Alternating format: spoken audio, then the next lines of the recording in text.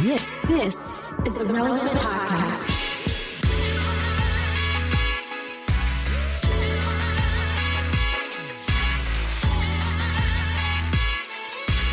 It's episode 1224, and it's the Relevant Podcast, the first episode of 2025.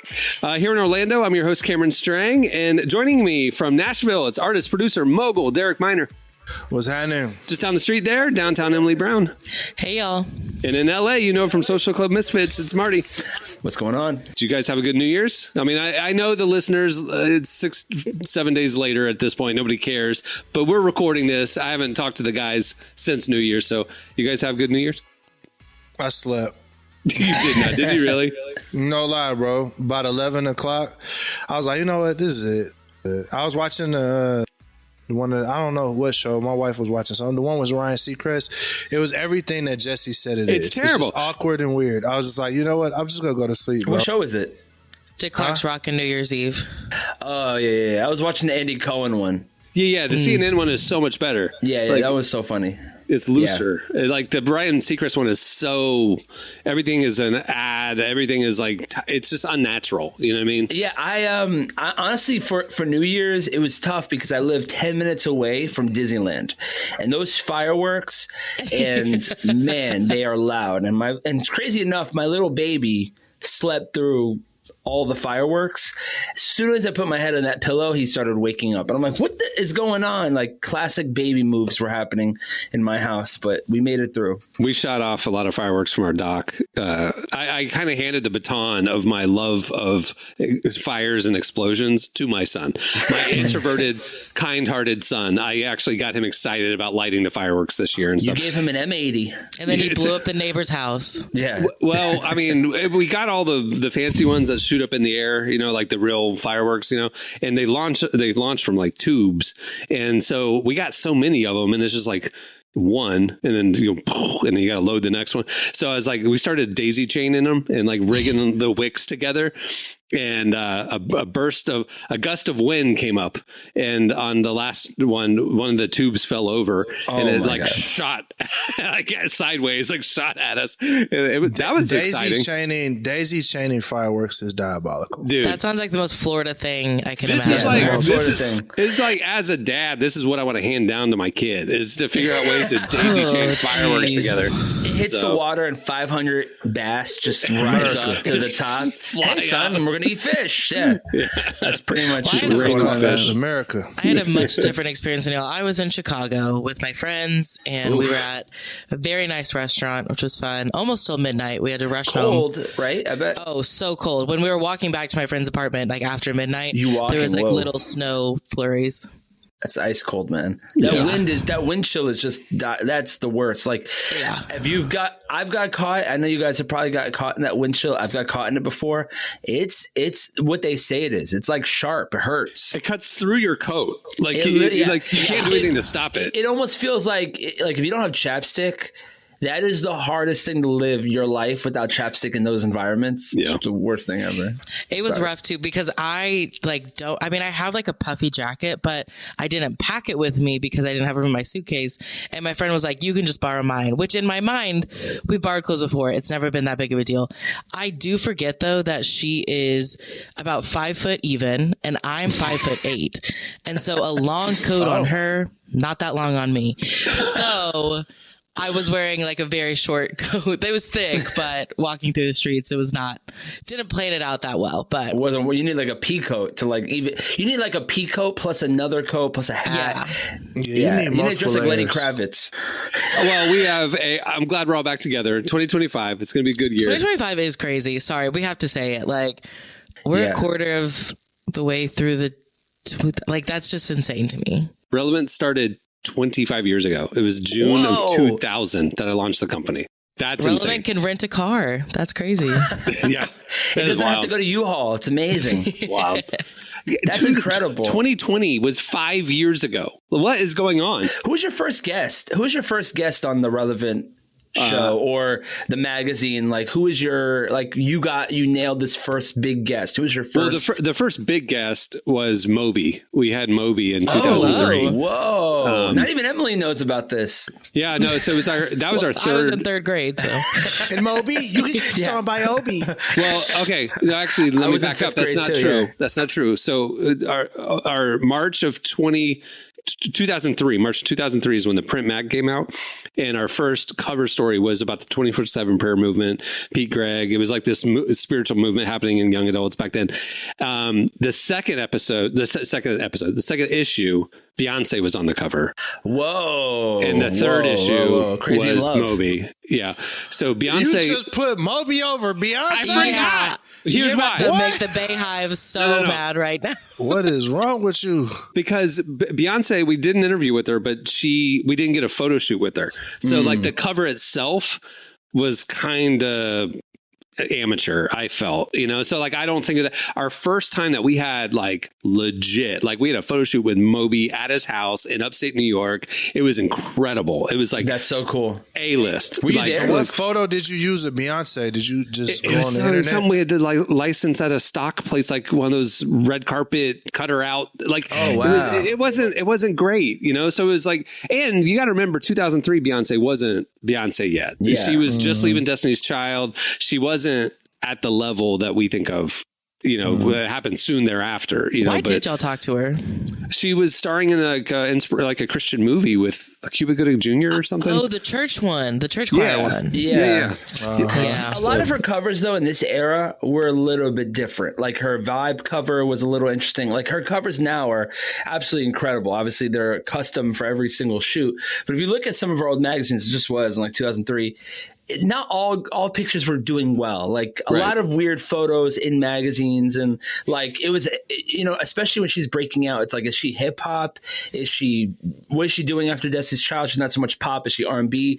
There was a lot of conversation to be had there up front. No one knew where she was going to go with her career. Right. That was the thing. She was going solo from Destiny's Child at that point. It was a B-list movie. It wasn't like she wasn't. Yeah, she like wasn't. Kelly Beyonce. Rowland had a big hit right before she blew out. She had that Nelly song, and that was like number one. Everyone loved that. Emily loved that song. She Is that tells the us one all where the she's time. on Outlook on her phone? Yeah, she's on spreadsheets. I love Excel. you. Yeah, She's on Excel. No matter what I do. Yeah, on her it's a great sidekick. song. Yeah. Anyway. That was a huge song. So right before she blows up, her other bandmate is killing it, which is Yeah. So, I mean, like, again, we were excited to Different get her, time. but it was just like a phone interview and it wasn't a thing. Moby was like, it was crazy about Moby was he reached out to us. Oh. Like he saw our magazine in New York at a newsstand and his people reached out to us because he had been really wrestling with faith and he wanted to have a faith conversation. Like That's sick. He was telling us how he had been addicted to pornography and he got set free from that. And he was really like looking for Jesus. And like, it was really fascinating. He really like opened up, whereas like Beyonce was just doing a promo for this role in a movie kind of thing. So Yeah. With Well, Cuba Beyonce, Gooding if you Jr. hear this, we will talk to you again. We'll do Love another to be one. on the If cover you want to chat, again. you just let me know, and I'll make time for you, Beyonce. If that's possible. But like right after she was on our cover, her album came out where she had that like metal, like slingy bra on the cover. You know what I'm I saying? think that's It was the like gay one, yeah. super risque. And we got Yeah. like, we got banned from Lifeway stores because of Beyonce being so scandalous and she was on our cover. So What are they doing now? they're out of business. Derek, what were you doing 25 years ago? 2000? Yeah. Printing up awful mixtapes and selling them in the school hallways. That's what I was doing. How old were you at that time? 2000. Probably 30. 30 years? No way. Get out of here. I was in high school, bro. Yeah. You had to be like 16, right? Yeah, I was a kid, man. I was a kid playing basketball and rapping. That's what I was doing. Did you know you wanted to do it as a career at that point? Oh yeah. When I made my first song, I was like, this is the only thing I want to do. Yeah, Was it just- but for real, like after that? Because I know you went to Middle Tennessee State for music. Mhm. Like I knew in high school, like going into college, I knew what I wanted to do. Like I didn't have the idea for Relevant yet, but I knew what I wanted to do.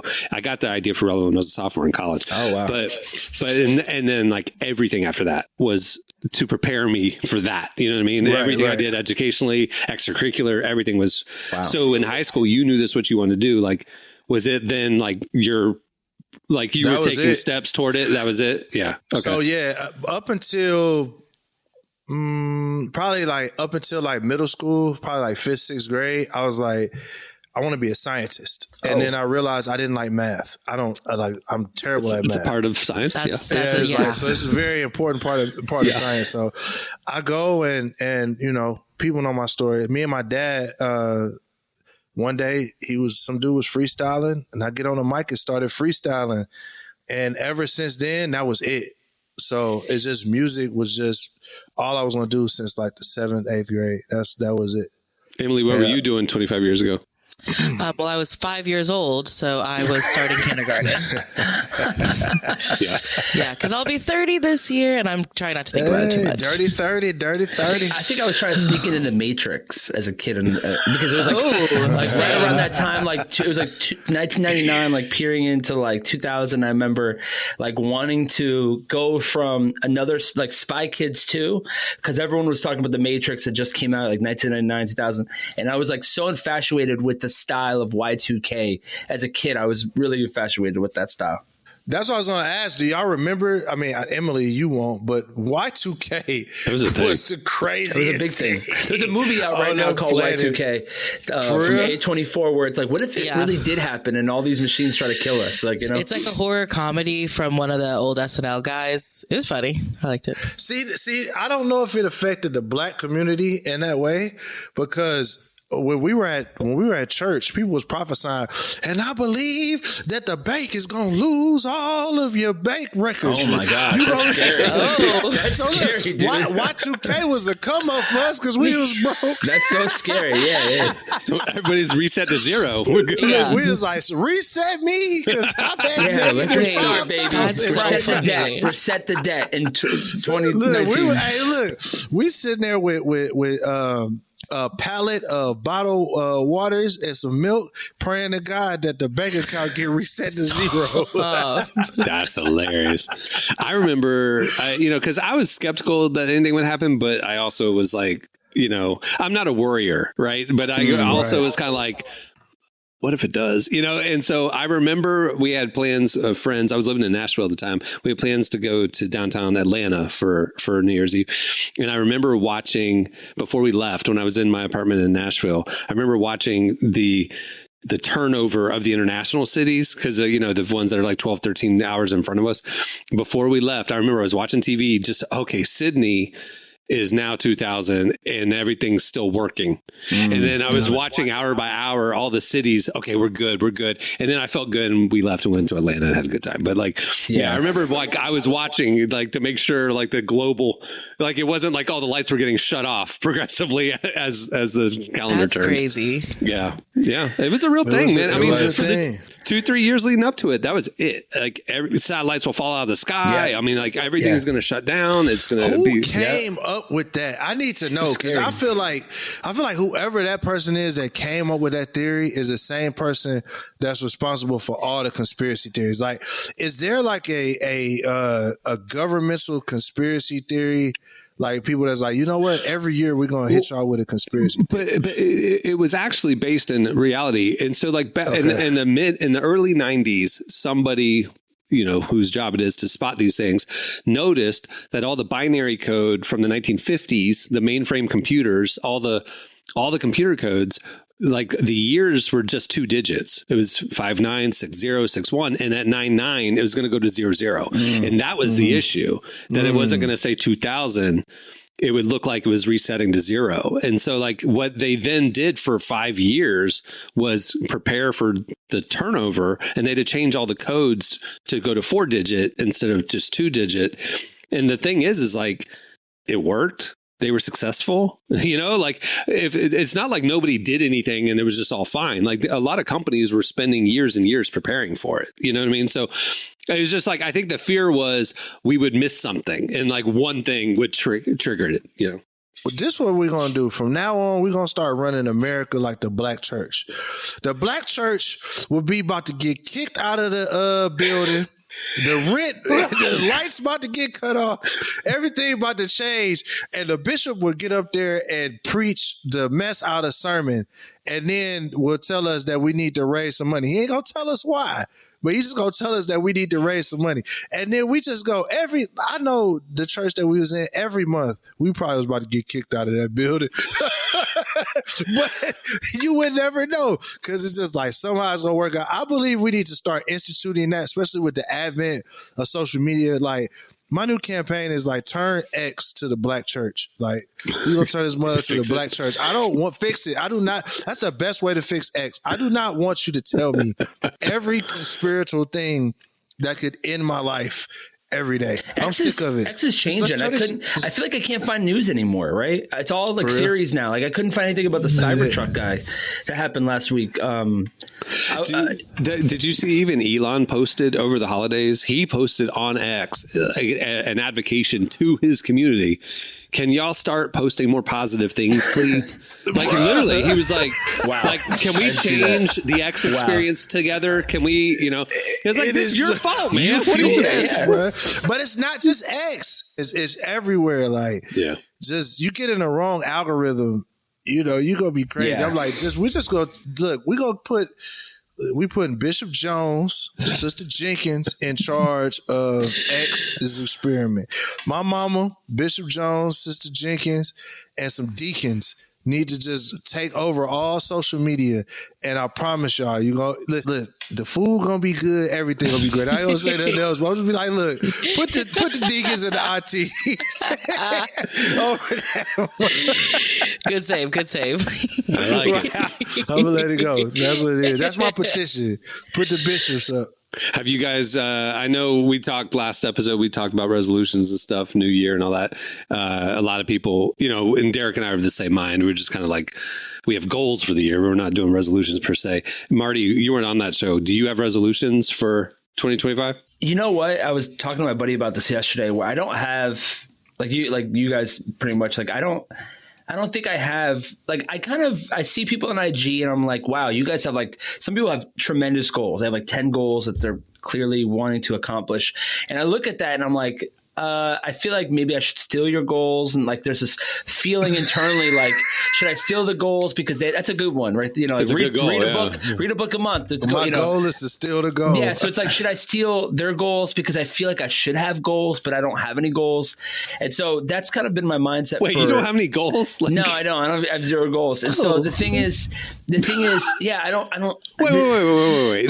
I'm being for real. Like, we talked about it. It was me, Derek, and Jesse on last episode, and we talked about this. So Emily, I want to hear your thoughts too. But my thought is, like, at the end of the year, I always kind of assess, kind of like where I was at that point a year ago, kind of what happened, learn, assess, and then kind of envision where I'd like to be at this point next year. Yes. So I just have a general direction. I'd like to see this happen.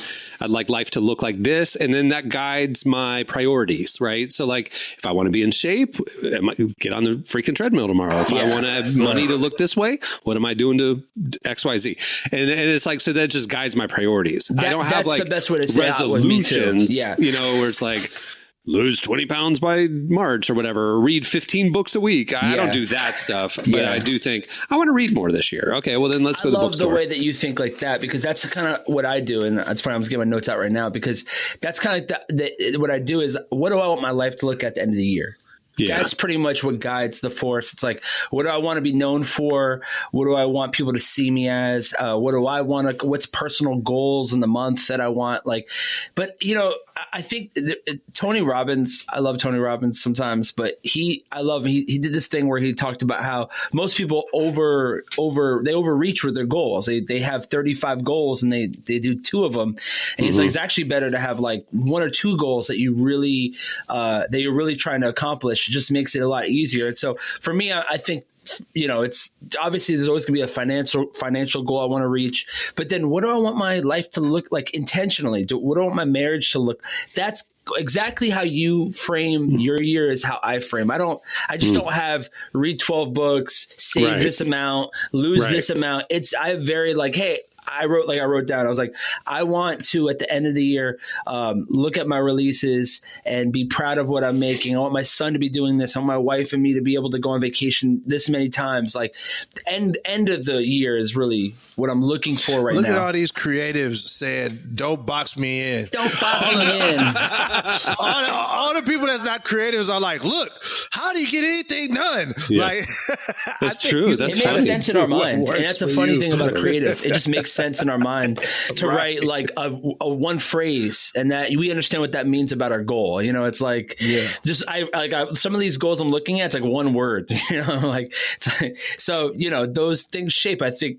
I don't think there's a wrong or right way to do this. And some people have, like my sisters, they have 13 goals for the year. And I used to go to a church where the pastor would be like, the word of the year is patience and stuff like that. Mm-hmm. This year I have nothing like that. I just started the year like, Lord, I pray that this year's as good as 2025. All right, my sister is very much like that. Yeah, 2024. Yeah. Yeah. My sister is like, she plans out everything, like, and it's just like she's gonna hit the goals. Like that's what she does. I'm gonna be this by that time, that Seems by exhausting. that. And I'm like, man, I'm like, that's crazy. To me, when I set like really hard plans like that, and I have had seasons of life where I did try to approach it that way, but it's almost like in hindsight, it's almost like God was laughing at me. It's like you idiot, you had no clue what I had in store for you or what I wanted you to do. Like you were taking control, and I think a part of my journey spiritually has been to let go of control, you know, and to like hold everything with an open hand and really truly trust the Lord and try to just obey and follow his leading. And so it's like, how much hubris would I have to think that I can map out my year and like I don't know what God has in store. So again, I have desires in my heart. I know I have things that I would like to see happen in life, and I'll pursue those things. But it's malleable. If God wants me to change direction, I will. Anyway, Emily, what about you? What do you do? I have 25 goals for the. Oh, shoot. No, I'm kidding. No, I'm the same as y'all, where like my goal at the end of the year is just like, I want my life to be better, whatever that looks like, whatever I feel like that needs to look like, whether that's finances or health. The one goal that I do always set though, is I always do a reading goal. And I didn't reach it last year. So it's the same goal as this year, but I got really close. I read 54 books last year. My goal is 60. Holy. What? Listen, I know it sounds crazy. I'm a really fast reader. Like I can read a book mostly in like a day. So like I also keep in mind I don't have kids, so like I can spend my weekend reading. Even like when I didn't have kids, I never read books. Like, oh, you're the have you ever seen The Fastest Reader where they open it up and like, I am like a very fast reader, and I do know that about crazy. myself. So that's it. But I like one of the goals I have this year is I want to read more authors that I haven't read before. So that's kind of like a loose goal I have. Emily, I'm curious about this because one of my mentors years ago told me, because I was asking him how he recharges. He's like this big national leader person. And he said, I garden, right? He said, so people who have to make decisions or use their minds all day need to recharge by using their hands. And I was like, oh my gosh, that's why I do Legos. Like, I don't have to think about Legos.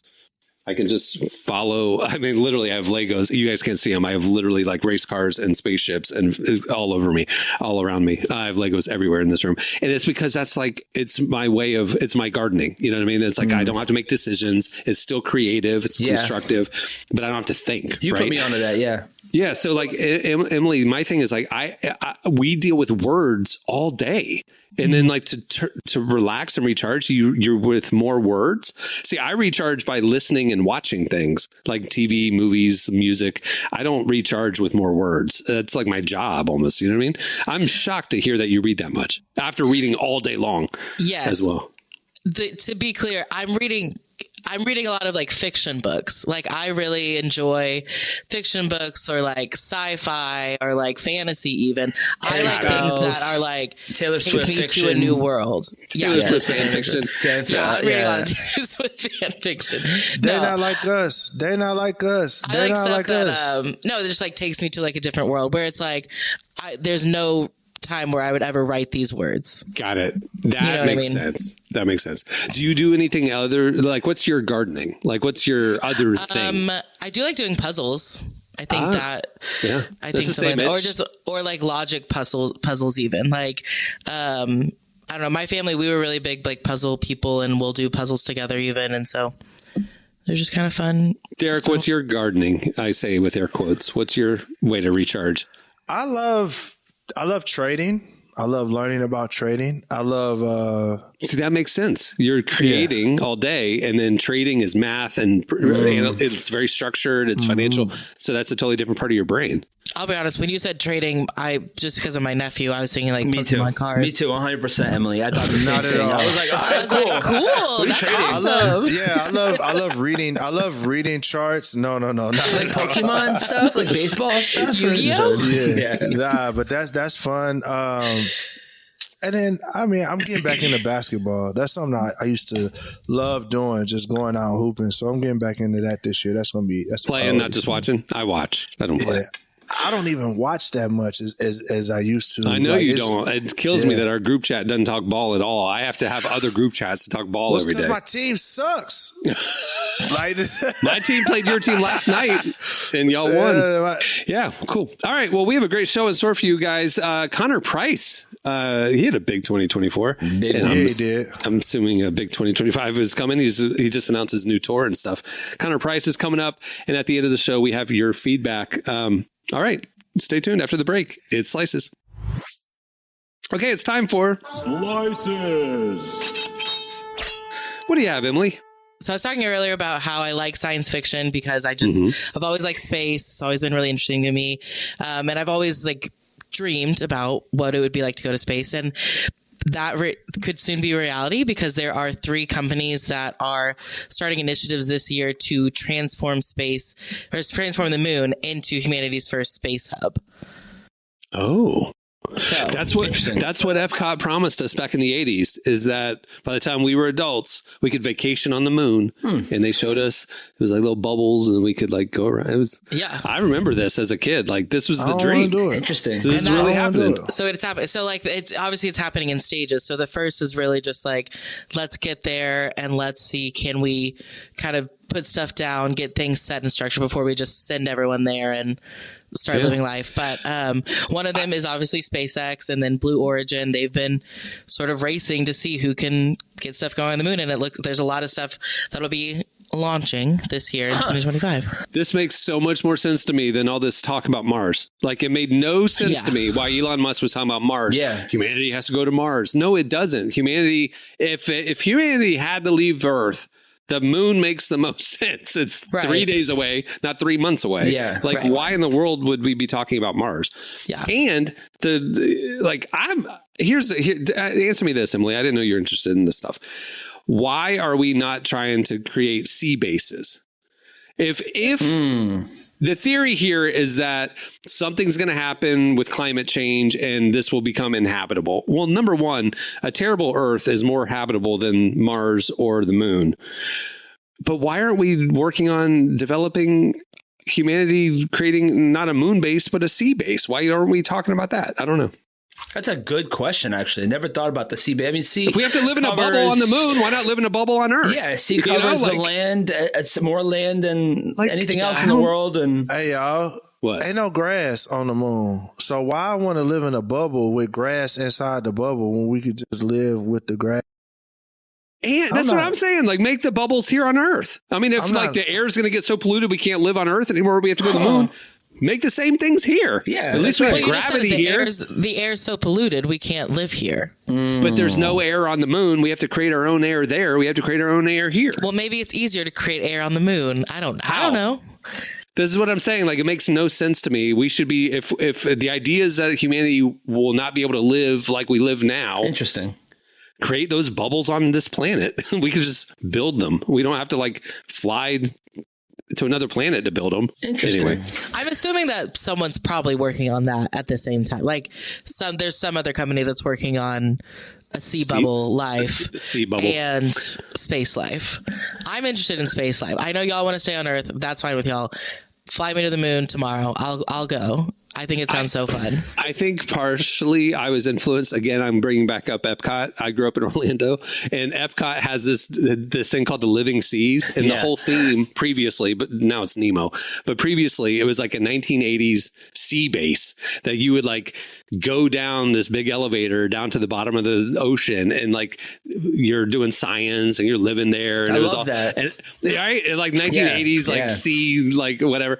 Like I was cool. like, that's the dream, right? Like we're gonna dive and we'll go. Like there's fish, we can eat kelp, we can. Like why aren't we talking about that? And then everybody's talking about Mars now. I'm like, what? Well, see, okay, when I was growing up, when I was 5 years old, a movie called Xenon Girl of the 21st Century I was watching came that out. yesterday.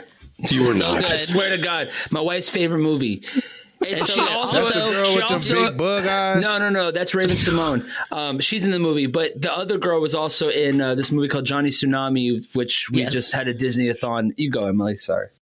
well, I was gonna ask, did you peep that in Xenon the movie is set in 2049? We talked about that, and then there's part 2, which kind of were aliens. bonkers, and then number 3, Xenon X2, She goes to good Earth. one. Essentially, she goes to Earth, and like she's afraid of horses and different animals. They've never experienced any of these different things. It's a great movie. Honestly, it's a great movie. Is it great? Groundbreaking. Is it really great? How about we I'd don't say jack yes. up the earth no more and just try to Have you been Stay here. Have you seen, I know. Have you been to Fixes India, Derek? Have you seen the pollution that's happening over there? It's crazy. I mean, it's actually funny because there's this interview right now that's like 13 years old that this guy that I follow constantly reposts like every year, and it's a 13-year-old interview where Elon's like, in 10 years, I'll get everybody on the moon and Mars. And like it never happened. So he keeps like retweeting it because it's 13 years old now, but he said in 10 years, I'll get everybody in Mars and the moon. So to every like couple days I see him go, hey guys, reminder, just like nailing that into the coffin. Hopefully Elon sees that one day. Elon's timelines are ambitious. I remember in 2015, he was like talking about the Cybertruck coming out the next year. So full self-driving would be a year away. And it's like, okay, it's 2025. We still don't have it. But anyway. But it is interesting, 2025, like they're starting these initiatives to potentially get us to the moon someday, whether or not we need to or people like me just want to. I'm excited. You know what? about it. You know what I always jack did. the moon up and the earth. What I always didn't understand was like the Mars thing, the moon thing is like, how are we going to build stuff? So a few years ago, I got invited by Nat Geo to go to Hawaii, where like the University of Hawaii and NASA were doing this year-long experiment where they built a biodome, and they called them not astronauts, they called them habinauts, but they had a crew of like 7 people live in the biodome for a year, totally self-supporting, as an experiment for like what something on Mars or the moon would look like. So I asked one of the scientists, how are you going to build this big structure on the moon? How physically are you going to build it? And they told me that what they're going to do is early on, they'll ship massive 3D printers. Oh, wow. And drop them onto the moon. And what they'll do is robotically use the lunar sand and stuff to turn it into filament to then create just digitally. They'll send plans and it'll be creating a form of concrete, and it'll be building structures and all this kind of stuff without humans. And then the humans will come and arrive and everything will be built for them by these robots that are doing 3D printing, which finally made sense to me. That's So they're going to genius. F the moon up too. They're going to build a big old city somewhere on the moon. That's the plan. They're going to mess the moon up. They're going to mess the something moon I up. think Then the about humans going to get that. This will be my fear. Is I get to a 3D printed house, Right. and then we open the door and the whole thing collapses. Yeah, there's a And you little just looking hole stupid. in the side, and it sucks everything in when you open the door, and The everyone caulking dies. didn't quite take. Fucking did quite. Listen, no, I mean, man. they can print guns with Listen, 3D I'm gonna print let y'all guns. do that first. They have Don't 3D do ass printed on that houses. So Derek, you don't think the black church should run this program? You just let the white people take care of that one. Like just Oh, black church gonna stay here. I'm gonna let you know that now. Black church. We just gonna be like, look, let all the white people go to the moon. let That's them go fine. up We'll be there. good. Black Bishop Jenkins and them. We gonna get to cleaning up. cleaning up messes, The and mess getting that we everything leave together. behind. Yeah. And we gonna let y'all do that because And you know what? I'll go. I'm okay with that. I want to go. What do you guys think is the first church that would be launching services on the moon? Elevation? See, okay, this is something I think about. Like elevation, because there's not much gravity. So Elevation I like Church? You think it's going to be Craig Groeschel's church, Life Church? No, it's gonna be an Australian church. The Australian pastors, they are everywhere. But they're not getting on the moon. Somebody, They're not getting on the Planet moon before Shakers, us. somebody like that. What if the U.S. is the first country on the moon? What happens if Australia wants to come or China wants to come? Like, do they have to go to the other side of the moon, or can they build we'll next find to a us? way to turn it into capitalization for sure. We'll capitalize on it. Emily, I didn't know we had this in common. That was always my dream too as a kid. It's like space travel And space travel. I mean, I went to space camp as an I'm adult. still on it. Yeah. That's on my vision board for 2025 is to be on the Space moon. camp. Cameron was a volunteer and a counselor and a kid, all at the same space camp. I'm telling you, me and Jesse went 5 years ago to space camp. To me, this is great. Let's go. I'm with Jesse. Yeah, me and Jesse are on the same camp. Yeah, you are. I know. So, I'm excited to hear that, Emily. I can geek out about space stuff with you. Yeah. I'll hop on a rocket tomorrow. So 2025, moon base starts. Like it. Okay, what do you have, Marty? Hey, what's going on, guys? Even though I've been talking to you guys for the last 45 minutes, I don't know. I just like to start it off like that. All right. So AI, Apple, health, 3 things that you should be looking forward to seeing in 2025, 26, 27. Apple is working on a way to keep you, Derek, Emily, all of us healthier. We all have our phones in our pocket, right? Mm-hmm. It's an interesting concept. I think if they were to sell us a product that we had to carry with us, we'd be like, I'm never going to bring this thing. But we have phones with us all the time. And so what they're doing is they're developing technology to monitor your health, your EKG, the steps. Obviously, right now, it does steps and it does. But now they're getting deeper. Apple is working with AI to monitor your heart rate, a fall detection, which seems like something we should have had for a while. Like, they're going to take out Life Alert. Their business is done. You know how Apple is taking out ChatGPT? They're kind of like, hey, it's ours now. Now Apple is known for taking out all these extra companies. They're taking out Life Alert. Sorry, Grandma. The little button on her necklace, she won't need it anymore. Apple will know if she fell or not. They're even working with technology with AirPods, with hearing aids, all these new functions. So they're starting, it's like what the kids say, let him cook, let Tim cook. And the whole idea is to incorporate AI into what we already have, what we already do. Are you just doing an Apple commercial right now? What's the slice?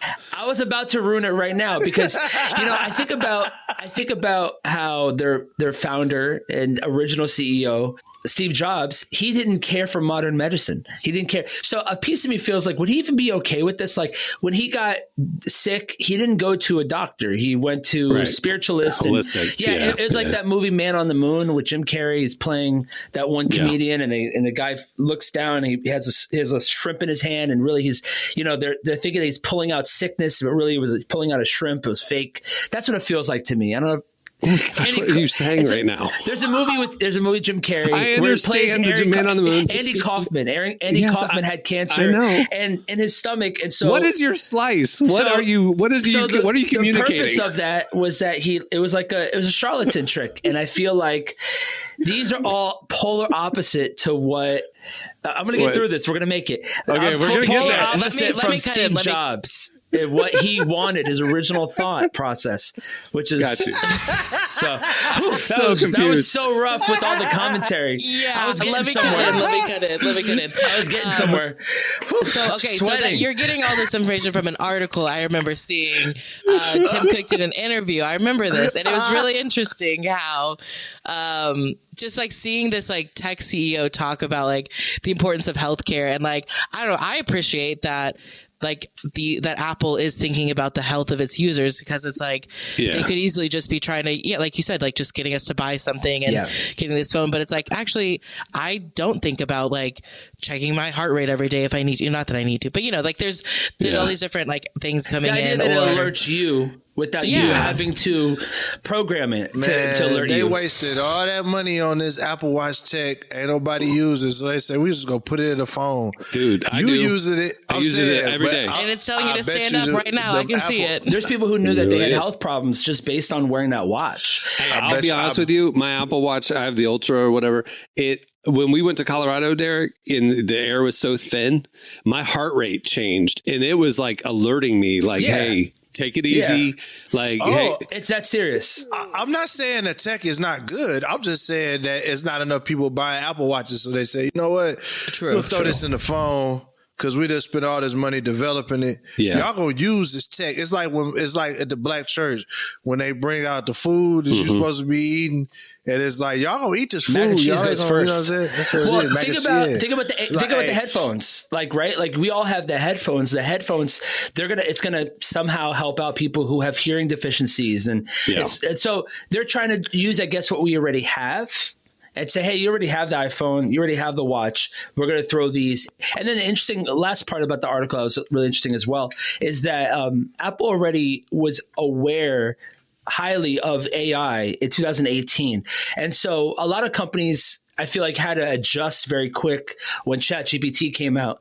But Apple has, working with Google, they had been preparing for this. And so one of the questions they wanted to know, Tim Cook wanted to know, was, how could we incorporate this to better the lives of our users as well? So it definitely, hopefully it's being used for the right things and not for the Patriot Act. I don't know. Maybe that's what Derek is worried about. The Patriot Act, finding out about, remember that? Patriot Act. I am all in on this stuff. Like, I love it. I'm an Apple user. So, but their emphasis on health has been really interesting. And back in the day, it was just kind of like, well, you run and we will help you map your runs. And I was like, well, I'm not a runner. But now it's like health monitoring, and like the fact that like you fall or have an impact or whatever, like it will contact the emergency people for you. And like, that's going to save lives. That's actually really cool. I don't want my phone company knowing everything about my health. Yeah.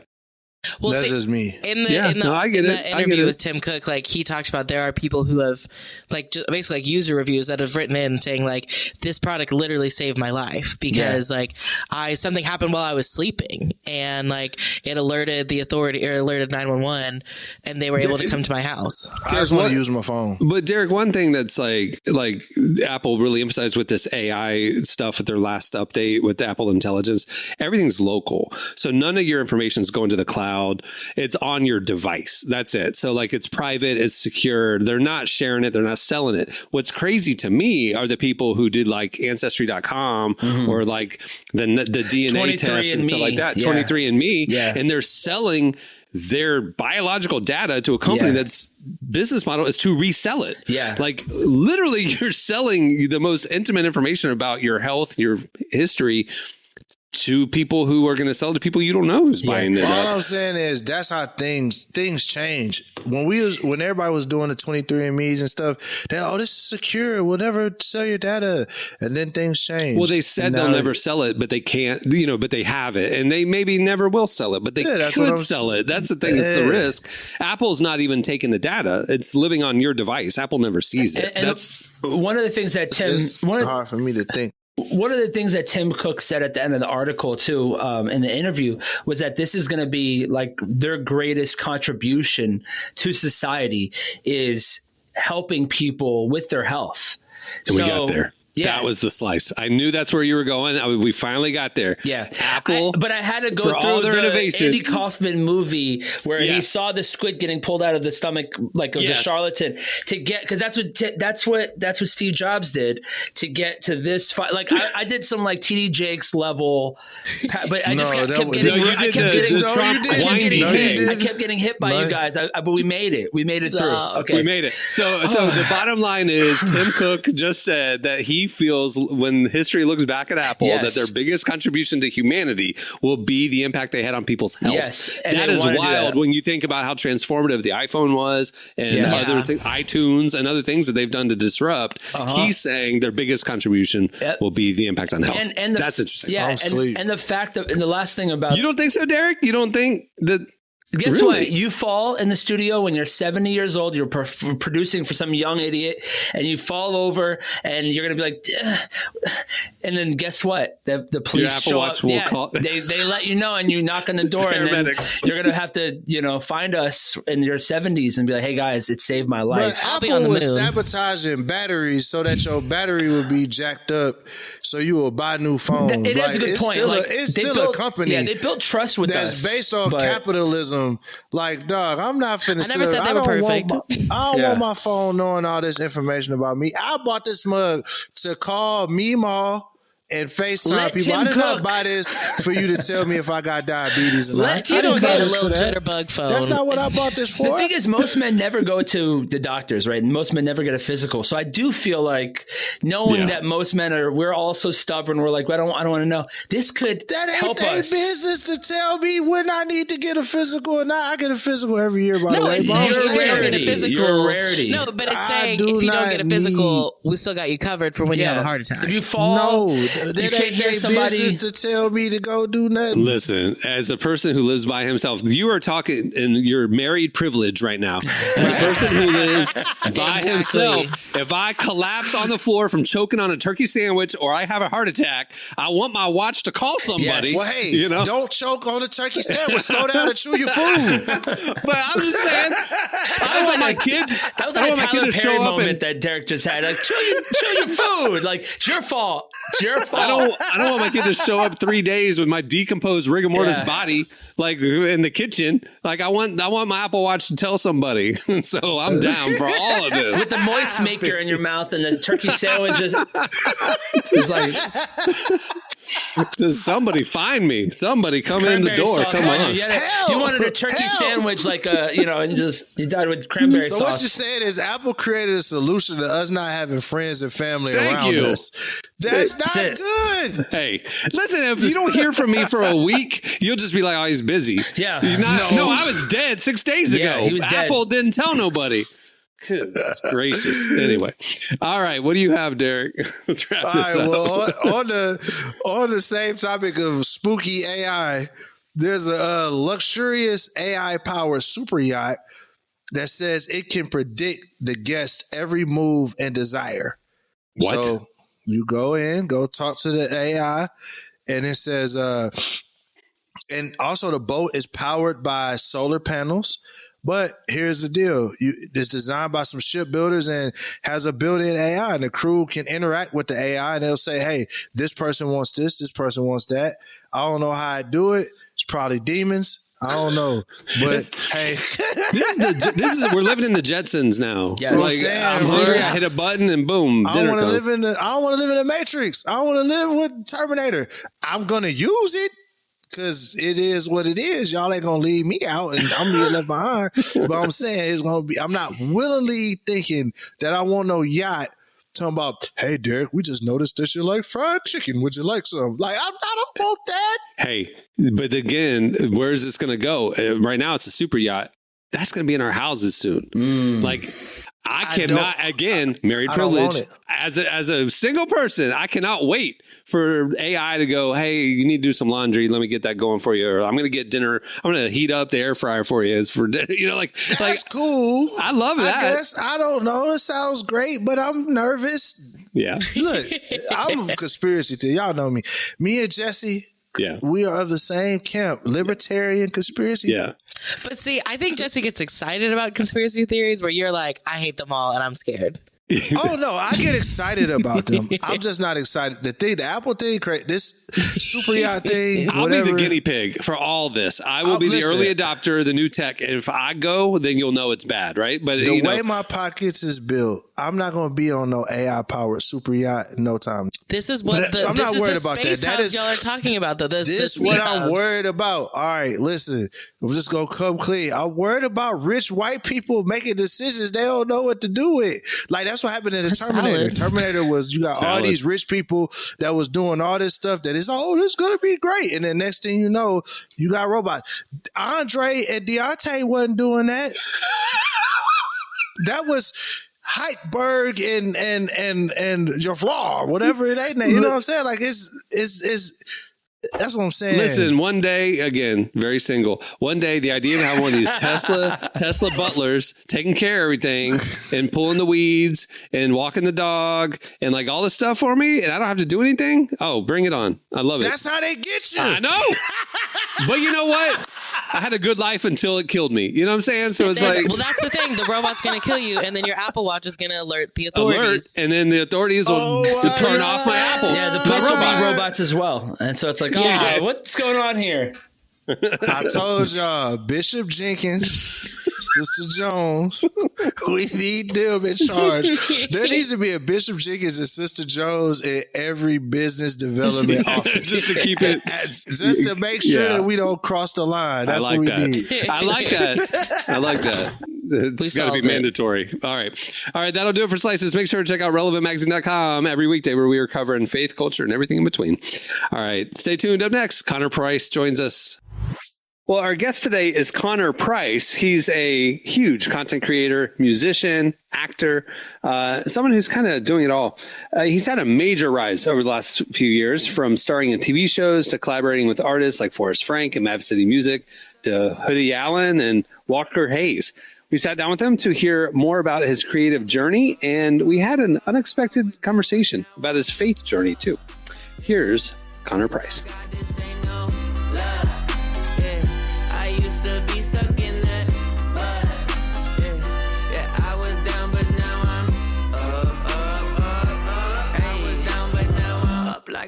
Well, you've started releasing music over the last few years, and you've done some really exciting collabs with artists in the Christian space, like Forrest Frank and Nick D. I'm curious, are you wanting to make more Christian music moving forward? That's what's so funny, and that's the place I'm at right now, because I'm, for lack of a better term, I feel like it's kind of corny to say, but I'm like on a journey at the moment when it comes to my faith and my religion. Like, I grew up going to a Catholic school, and then throughout my kind of high school and after those years, and I used to go to church every Sunday with my family, and it was Catholic. And then I wasn't going to church anymore. I didn't identify as Christian, as Catholic, or atheist. I was always just in between. I was like, I was always just unsure. And it got to a point recently where I was like, I don't want to be unsure. I don't like the idea of just being able to be, on the fence. And if I'm talking to someone who's Christian, be like, oh yeah, I believe in a God, I totally understand. Or if I'm talking to someone who's not, I'm like, yeah, no, I understand why you might, like, I was always just playing both sides, and I didn't like that. So I'm like, what do I believe in? And so I recently, for the first time, bought a Bible, and I'm in the process of diving into that, because I really want to figure out, I want to know exactly where my faith lies. And at the moment, I don't, but I'm figuring it out. And I think that's something that was so interesting, because a few days after I had bought the Bible was when Forrest DM'd me, and he was like, dude, love your stuff, would love to maybe work on something. I was like, oh, whoa, crazy timing. And then a few days after that, there's this guy, this podcaster named George Janko, who has this podcast. Not that he has like a Christian podcast, but he's very Christian and very, very connected to his faith, and talks about that a lot. And I've enjoyed his podcast. And then he like randomly DM'd me to show love, and like certain things were happening where I felt like the universe was like, hey, you're on the right path. Keep exploring this thing. And so that's how I had first connected with Forrest, and he had sent me the song Up, and I put my verse on that. And even in the verse, like the one kind of reference I make to religion and Christianity, I say, mind your business now who I worship. Because I was like, okay, if I do the song, everyone's going to be like, oh, he's a Christian artist, he's Christian. And I was like, well, wait, let me figure this out. So that was sort of my way of addressing that. And that's where I'm at right now. So I'm still figuring that out. Got to the church steps, couldn't take the first step. I need help. I need some guidance, somebody controlling it. Got me a Bible, I took it right home with me. Put it right next to my bed, and I said that I'd read it the truth. Well, in addition to music, you are also an actor. I'm curious, how did you first get into acting? Sure. So I'm one of 5 kids, and my younger brothers, Thomas and Ryan, they're twins. So I'm right in the middle. 2 older, 2 younger. The younger 2 are twins. And when they were 4 years old, my mom, she was friends with this woman who lived on our street, who started Twins Talent Agency in Toronto. And my mom was a stay-at-home mom with 5 kids. And so this woman kind of convinced my mom, like, hey, your twin boys, they're identical. There's a lot of opportunity in the acting space. Sort of like the Cole Dillon, Mary Kate and Ashley kind of thing where they can play the same character, which producers really like because kids, you can only work a certain amount of hours. But if you have two that look exactly the same, you can get a full day. It really does come down to that. And so, twins, if they're good, can work a lot as child actors. And so my mom was like, hey, why not? I can drive them to auditions and see how that goes. And they just started booking commercials like crazy and TV and film. And a lot of times I was being kind of dragged along to the auditions with them, whether because I had hockey afterwards, so I had to go, and over time I just I saw them having a lot of fun. And it was sort of just got to the point where I was like, I want to try that. And so, at one point, all five of the kids were acting, started with commercials. When I was 10, I did a movie called Cinderella Man, where I played the son of Russell Crowe. And that kind of blew things up for me. And that was the first time I went to LA for the premiere, signed with a US agent and manager, and just kept working on TV and film. And at the moment, still doing it, even though music has taken off, still doing it. Just was in Vancouver recently, about a week ago, filming an episode of a CBS show called Tracker, which is going to start airing in October. Another one called Overcompensating, which is an A24 show that's going to be on Amazon Prime. So it's like the music stuff has taken over, but acting is still there. And it's something I want to balance, like guys I really look up to, whether it's Idris Elba or Donald Glover, these very established, multifaceted artists who do a bunch of things is kind of, what my goal is. Sorry, I'm going on a tangent now because you asked me how I started. But yeah, that's sort of how I started. My little brother started first. I tried it. And at this moment, of all the 5 kids, I'm the only one that stuck with it. Everyone else kind of found their own passion, but I kept going with it. Blindfold on me, I still got the most vision. Trendsetter told them before, but they don't listen. Better, bring a better bad because I'm bigger, better. Solo, single, selling several shows at every single second. Peter Piper picked a pack of... How do you balance when you're going to focus on your acting career versus your music career? Yeah. Well, what's so great about the way the music stuff is set up for me is kind of like I showed you, like I do record everything at home. All my skits I record in here. I'm still editing the majority of my content. Like I've really been able to set it up in a way where I'm very self-sufficient and it really doesn't take too much time. I've kind of locked in my process. And so when auditions do come in, and now since COVID, all auditions pretty much are self-taped. You used to have to go into a room, and I mean, that still happens, but rarely. I think COVID, when it forced production companies to have to do self-taping instead of in-person auditions, they realized how much time they save, how much money they save from not having to have a casting office. And so now since COVID, even though everything opened up, it's still self-taping. So, I'll have an email come in that says, hey, we need a self-tape audition due in 3 days. My wife reads for me. She'll be my reader. I'll, again, do it in this room that I record my music. And so luckily, the space that we exist in, I'm able to get a lot done at home, and which is amazing, because I also have a 2-year-old and I have another on the way. And so if it was one of those things where I had to be going to a studio and having to go to LA every time I had an audition, I don't know how I would balance it. But luckily right now, the way things are set up, I can do so much from home. And then if there is a scenario like this Tracker that I was just in Vancouver for 2 weeks to film, I'll fly out there, I'll stay there. I have luckily a lot of family that might fly out to help my wife to take care of our son. And I have a lot of help with that as far as the family stuff goes. But at the moment, luckily, I'm really able to do it all because so much of it just happens here at home. If you know, I've been on a mission, go. Okay, let's get it. Got a little time on my hands like a wristwatch. I don't got time for the breaks and the pit stop. Race through the gridlock. I know you're also really active on social media. When did you decide to start posting more on social media platforms? It's a good question. Let me try to go back to that time. I know that there was a discussion that Brianna and I had about wanting to pursue music more seriously, because there was a while where music was just a hobby that I had. It was just something I did for fun, like and I've never deleted anything. So you can go back on my Instagram and see that I would just like randomly put out like a freestyle or an original song, and they would be like months apart. Like it really was just like I was in between acting jobs and I had the creative itch to write a song, and I would, but I wasn't taking it serious as far as I am now, where it's like a new song every week or every 2 weeks. And so I know around the time where COVID hit and all the acting stuff shut down, that's when we were like, let's go all in on this music thing. Let's post as consistently as we can. And then also around that time, everybody who was kind of having viral moments and having success with music, they were posting on TikTok. And was Instagram Reels a thing then? I think it was. It was probably early on, but I don't think YouTube Shorts was a thing yet. but definitely like Instagram Reels and TikTok. But TikTok specifically was just like having a huge moment, and the amount of artists that were blowing up and having careers because of TikTok. So it was intentional for me to start going all in on music and really being as consistent as I could with that.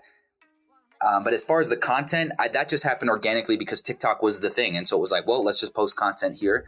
And we just were posting a ton, and there was certain content that would do better than others, specifically skits. And I think my background as an actor made my skits just, I don't know. I think I just looked comfortable on camera, and I really love editing and directing my skits. And I think that my passion for that style of content kind of, showed. And so people were connecting to those. And so it was sort of like, all right, well, this is working. So let's do more of that.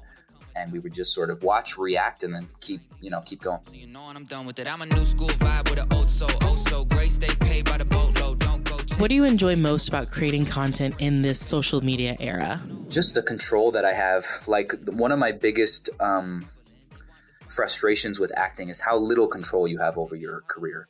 Really, all you control is the audition. And even then, I've had auditions where I'll go in the room, and halfway through, the producer's like, "Oh, sorry, I got to use the bathroom," and then they interrupt the scene, and then they're not even there to watch the best scene, which was the second one. And then I could go on and on with like horror stories of auditions that I've flown to LA because I was in Toronto, and I'm like going so far out of my way just to like have this awful audition process. And anyways, but so many stars have to align, so many people have to say yes just for you to have the opportunity to be on set. And even then, I've had shows that were in pre-production, and then the set gets, or the production gets canceled, and there's so much that's out of your control. And with music, being independent, I can post what I want, when I want, market it how I want, when I want, have my wife be my manager, have my brother-in-law mix and master everything, choose when I want to go on tour, say, nah, I don't want to go now, but let's go here. And like, I quite literally, being independent, have full control over everything, from what I say to how I say it to when I put it out, how I decide to market it. And that creative control and that freedom is like the best thing ever, which is why when people ask me what I like more, I'm like, at the moment, always kind of leaning towards music, just because of how much more control I have in comparison to acting, which is a lot of waiting around and a lot of other people kind of, acting as gatekeepers. And with music, it's really up to you because the audience is right there. And if you're willing to put in the time to make the music and put in the time to make the content to get it out there, that's it. There's no barrier, so that's what I really enjoy. I know the curtains is nothing but sewage. I know some artists who claim independence, but they got a label behind them they using. I know some artists who claim that they Christian, but they doing business like their name was Judas. Yeah. That was Connor Price. Make sure to check out his upcoming tour and get his music wherever you stream it. Also, keep your eye out for more of that conversation in the next digital issue of Relevant, which is out this week. All right, stay tuned. Up next, it's your feedback. Hey, if you like this podcast, but you might like it better if there were no ads, you can do that. Head over to relevantmagazine.com and sign up for Relevant Plus. For just a couple bucks a month, you get this podcast ad-free. You get ad-free unlimited reading at relevantmagazine.com, including the full podcast and magazine archives, our beautifully designed digital issue, and a little more. Check out all the info right there on the Relevant Plus tab at relevantmagazine.com. All right, it's time for your feedback. Last week, we brought the slice that Christopher Nolan, his next movie is going to be The Odyssey. Jesse brought that slice, which is crazy. So we got talking about like unexpected, directors with unexpected, books and ideas, like Greta Gerwig doing Chronicles of Narnia coming up. So we asked you. Yeah. So we asked you, what other directors and story adaptations do you want to see next? You hit us up on X at Relevant Podcast, and here's a few of our favorites. I like Jeff Hansen. He says, "How has Jordan Peele not taken on Goosebumps yet?" Oh, that's a great one. Really, really good. Crazy. Nina Smith, after she wraps up Narnia. First off, I love Greta Gerwig. I love Little Women. One of my two. Wait, just in general, you like Little Women? Or I you love like that movie, Little Women by Greta Gerwig. Okay, I love everything that she does. I love Barbie. My guilty pleasure is Tyler Perry movies and watching Little Women with my wife. It's just it's a You delight. don't gotta feel guilty about that one. Chocolat. I love those movies. Anyway, so especially if they can get Flo as Jane, Pugh. I love her, Greta Gerwig, and anything. So I would love to see, even if she did Batman, I wouldn't even care. She's my favorite director right now. Wait, so I don't think you fully said that one. So I didn't say it all. I have ADD. I just want you guys to know I didn't take my medicine today. Nina Smith said What? after she wraps up Narnia, I'd love to see Greta Gerwig take on Jane Eyre, especially if she can get Florence Pugh as Jane. Who is Jane? Forgive me, but who is Jane Eyre? It's from like the 1800s. It's like a coming of age story about a young woman. There was an old movie about it in like the 40s. Jane Eyre. Okay. I like Chris Davis jokes. He said Wes Anderson and Where's Waldo. Yeah. That would be really cool. Like, Oh, that's great. I think he would have a lot of fun with That's that. really good. I saw a photo online the other day, and it was a tombstone in a cemetery, and real big on the tombstone it just said Waldo, and the person's caption said, "Guys, I have good news and bad news." Found him. Wow. Yeah. That's crazy. a dark joke. I like this one. Give David Lynch Harold, and there's no comment there, but give David Lynch Harold and the Purple Crayon and let him cook. I know that movie came out and it was one of the most hated movies of 2024, but David Lynch, with his creative brain, would totally make that movie awesome. He's also one of my favorite directors. I've never heard Harold and the Purple Crayon. I've never even heard of that. It's a movie that came a out. kid's book. A Christian guy was the guy who played Shazam, who's now saying Zachary that, Levi. yeah, he's saying that he's rejected by the industry. He's in it, and it got such bad reviews. I think it was only in the movies for like 2 weeks and instantly to like Prime. It was like Red one of those movies where no one cared about. Here's the thing. Harold and the Purple Crown is about a young boy who gets a purple crown, It's a book. and anything he draws with this crown comes to life. Yes. What are you saying? You're saying the word crown. You mean crayon? Sorry. Well, I'm from Texas. Yeah, DJ Khaled moment right there. Jury. No, I say crown. That is like genuinely how I Whoa, pronounce that the word. thing that you use to make art, you say crown? Yeah, Not crayon I or recognize crayon. You say crown. Say that again. Yes. I just call it a crown. Hand me the crowns. I'm from.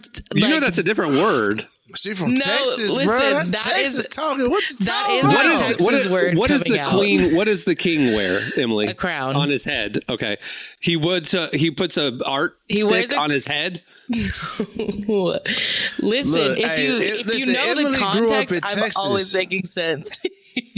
I say crayons, but No, yeah. I say crowns. She I has understand. a double cup of syrup sitting right next to her. You don't see the double cup, the white styrofoam cup, and the Future is in the and back over there, DJ setting up the tree. You don't see the DJ screw tapes behind her. This is right so now? funny. This has never come up. No, there are only like a small handful of words that I know I mispronounce, but it's just because that's what we said in Texas, and I don't care to pronounce. Crowns. You got a 64 pack of crowns. Yeah, hand me the crowns. That's not the word. It's almost like you say crayon, like crayon, the crown. No, crayons is bougie. I don't say Emily, that. I don't have time Emily to say is that. invited to the cookout. Emily, you're from Dallas. Just kidding. Emily from the can come to the suburbs. cookout now. Emily, you're from the suburbs of Dallas. Wait, did y'all hear Derek said I could come to the cookout? Yeah, I Emily did. invited to the cookout. She said, "Crowns." Emily's like, where I'm that from, blue- this is how we pronounce it. Girl, you Give me from that blue Texas. I know I'm from Texas. That's how we say it. Yeah, Texas. That's Texas hood, right? You know what I'm saying? Crowns. Let's see, you know, hey, when Emily popped back on the street with a do-rag, bro, it's a wrap. when Emily was telling it, when I said I'd never heard of this movie, she's like, yeah, Harold and the Purple Crown. I was like, what king was he? Like, I was so confused what you were saying. Okay. Yeah, I know. I She forget got that box y'all braids pronounce. right now. Y'all don't see the Emily box braids disappear. I got dreads in Chicago. Oh my gosh. All right. Well, there's a lot more. You guys had some really good ideas. Michael Bay and Beowulf, Maggie Hill said, there's a bunch. Anyway, check out our replies over on X. Okay. It's time for this week's. episode is madness. It's one of the best madness. episodes. Yes. Remember the This is literal shrimp? Remember the madness. shrimp in the movie with the guy? And This is don't cut that out. The shrimp. This is amazing. Oh man. Okay. Editorial question of the week. Hey. All right. Well, it's our first episode of 2025, and I'm a person who likes to look ahead. I don't necessarily look back a lot. I look ahead. So what we want to do is we want to know your predictions for 2025. What do you think is going to happen? No limits. Like you can talk politics, talk technology, talk whatever you want to talk about. What are your predictions for 2025? Hit us up on X at Relevant Podcast, and we'll read our favorites on next week's show. I would like some pop culture predictions as well, if I can just put that request out there. Like what? Like give an example. Like what do you want? I've seen a lot of them recently, and I just think they're funny. Like who's gonna have like a big comeback in 2025 or who's gonna get I'm already canceled? seeing Army Hammer as people are. he's trying to make a His comeback. podcast is great. I'm not going to even lie Is to it you. really? It's actually he's like brutally vulnerable and honest right now. Brutally, like he's like, I have nothing to lose, so let me just be honest about. Did you watch the documentary that came out about the Hammer family? Like, Yeah. there's a darkness on that family. And I know his mom's like a pastor. We'll talk about it later, but his mom's like like evangelist. Well, it's like weird. No, it's no. like I served on the board of trustees at ORU with Michael Hammer, who then they're very wealthy. left the seat and gave it to his now ex-wife. She was on the board as well. Like, so I know She looks like Paula White. Yeah. like I know that Michael's a great dude. He interviews her and she's like brutally honest with him. She's like, I don't approve of anything in your life. Like, Yeah. it's a No, wild one. she's hardcore Jesus person. Michael Hammer, not so much, but the wife definitely was. But I didn't know about their family story until I watched this documentary a year ago, and holy cow, Yeah. it goes back. Yeah. Like Grandpa Hammer was like, I don't want to say the word evil, but kind of evil. I mean, it was.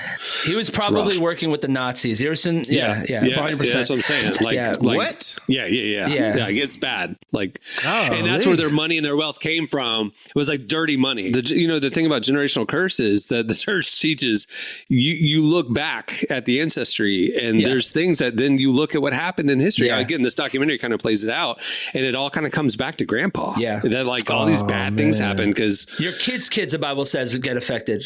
that's what I'm saying.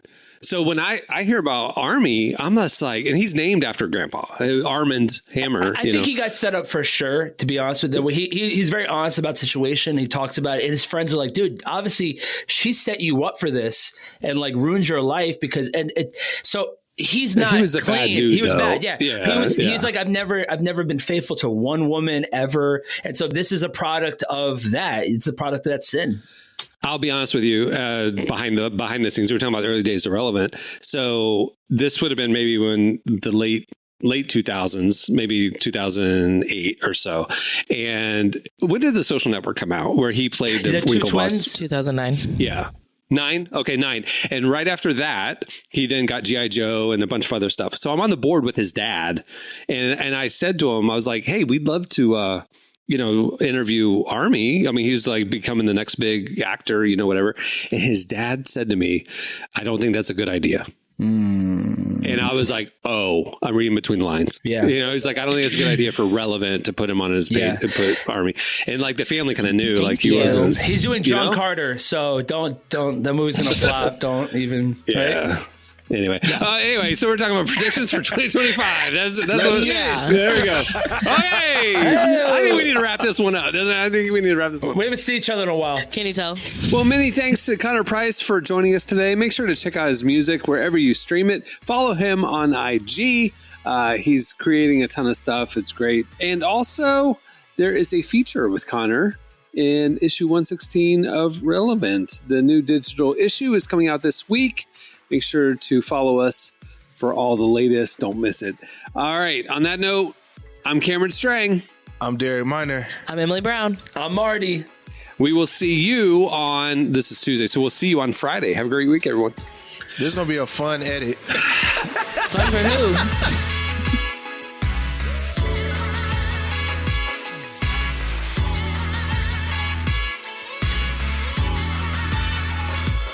Thanks for listening to the Relevant Podcast. Check out our features, interviews, and news updates every day at relevantmagazine.com. And make sure to follow Relevant on Facebook, Twitter, and Instagram for the latest. For more great podcasts, browse the shows on the Relevant Podcast Network, which you can find at our site. And while you're there, don't miss the all-new era of Relevant Magazine. A new issue releases every other month at relevantmagazine.com.